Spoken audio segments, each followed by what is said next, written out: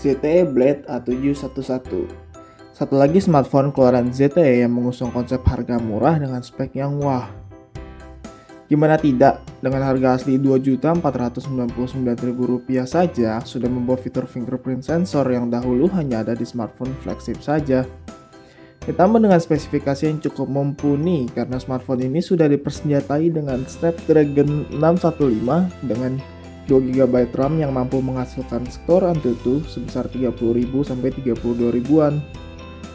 Smartphone ini bisa dikatakan sebagai pesaing terberat Xiaomi Redmi Note 3 meskipun masih kalah sedikit dari segi spesifikasi. Mengusung desain aluminium unibody, memberikan kesan elegan dan mewah untuk smartphone range harga ini, di mana kebanyakan smartphone lainnya masih menggunakan bahan plastik. Smartphone ini memiliki 3 tombol navigasi yang bisa diatur penggunaannya di menu settings.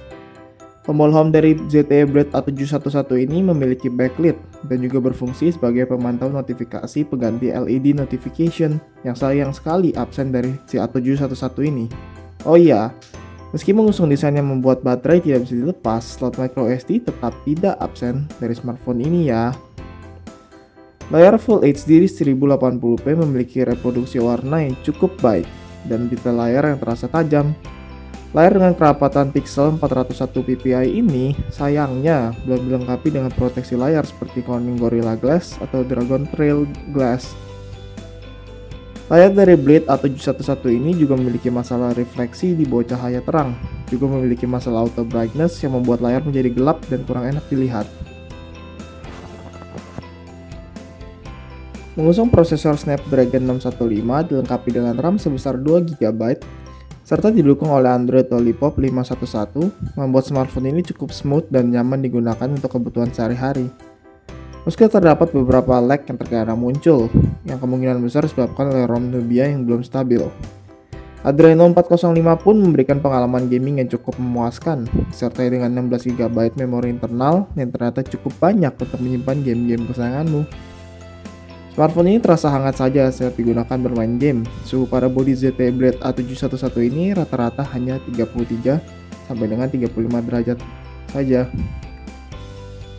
Performa dari baterai Blade A711 ini pun cukup baik, mampu memenuhi kebutuhan harian saya yang standar-standar aja seperti browsing dan beberapa sosial media.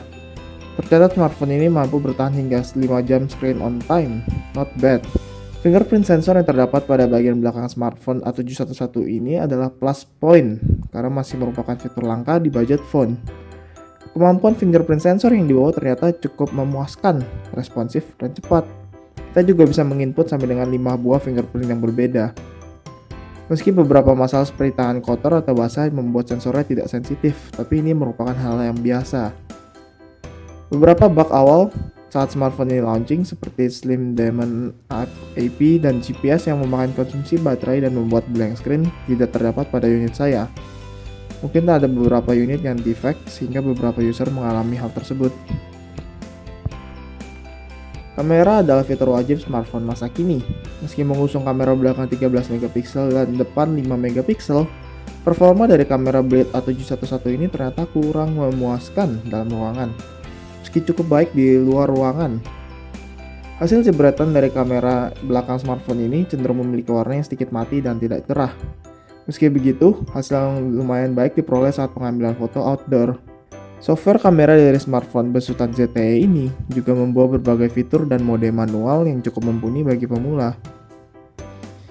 Sayang sekali, hanya kamera yang mendapat perhatian dari pihak ZTE, karena berbagai apps bawaan smartphone ini hanya stok Android saja, seperti Google Play Music dan Gallery, yang membuat saya menjadi cukup kecewa. Dukungan DTS Sound di smartphone ini juga cukup membingungkan, karena saya tidak menemukan settings yang terkait soal pengaturan DTS Sound ini. Kesimpulan saya, dengan harga 2 jutaan, ZTE Blade A711 yang dibalut desain aluminium unibody cukup memuaskan. ROM yang belum stabil menyebabkan beberapa masalah, masih bisa diantisipasi dengan update dari ZTE sendiri. Membawa fitur mumpuni seperti fingerprint sensor dan layar Full HD dipadukan dengan bodi aluminiumnya, membuat smartphone ini terlihat mewah dan memiliki keunggulan dari smartphone lainnya di range harga yang sama. Sekian review dari ZTE Blade 711 Indonesia atau X9 di luar negeri. I hope you guys enjoyed the video and the review. Please like and subscribe. Thank you.